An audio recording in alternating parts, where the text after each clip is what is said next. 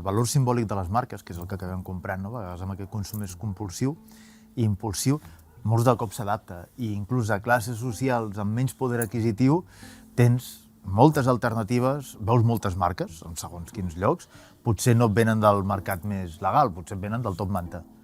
Però aquest desig s'ha democratitzat i la sensació de que per pertànyer i per néixer a la societat de consum em puc permetre molts objectes de consum és el que genera moltes frustracions, molts de cops, sobretot a classes socials més baixes, per tant a classe social treballadora que no s'ho podria permetre, però en canvi té aquesta necessitat igual que tindria algú d'una classe social més alta. I el consum és constructivista, no? Nosaltres construïm el consum i el consum ens construeix a nosaltres. Per tant, és un llenguatge que tenim que de cara als altres ens serveix per comunicar-nos, tots aquests símbols que hem anat creant, que molts de cops el crea el propi consumidor, no? Com un objecte que per la meva generació seria d'una tribu urbana i ara simplement és un objecte de moda. Però això té aquesta part de comunicació perquè al mateix temps ens aporta la identitat que potser en una societat que viu tant en el present continu ja no ens aporten aspectes que abans eren molt més estables i més inamovibles, com podia ser la feina, la parella, el lloc de residència.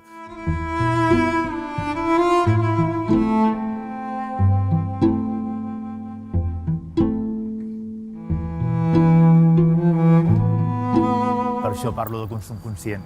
Sí, el consumidor no és el responsable de tot el que està passant, en realitat és la víctima. Vull dir, és impossible oposar-se sense una reflexió prèvia a la societat de consum si cada dia rebem uns 2.000 inputs publicitaris.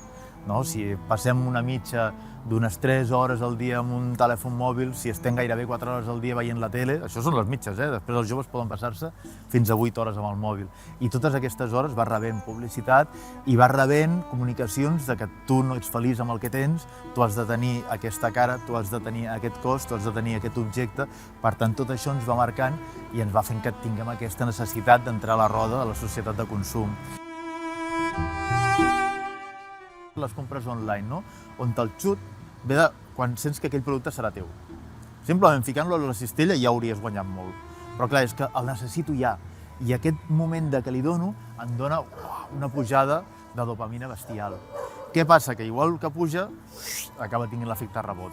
Baixa el moment que et dones compte dels diners que t'has gastat. Si això ho comparem amb un consum més conscient, o sigui, miro el que hi ha darrere d'aquesta marca, compro en un comerç de barri, el qual vull recolzar, marques que aboguen per la sostenibilitat, que potser m'ha costat el triple, però allò em durarà el triple de temps també, al mateix temps. No només s'agregues aquesta dopamina per comprar-lo, sinó inclús pots generar neurotransmissors com la serotonina, que té més a veure amb les conductes socials i amb la sensació de benestar i felicitat. I la sensació de benestar i felicitat ens dona més quan estem amb els altres, quan ajudem els altres, i és una sensació molt més duradora, que tornes a veure aquell objecte i et segueixes sentint orgullós.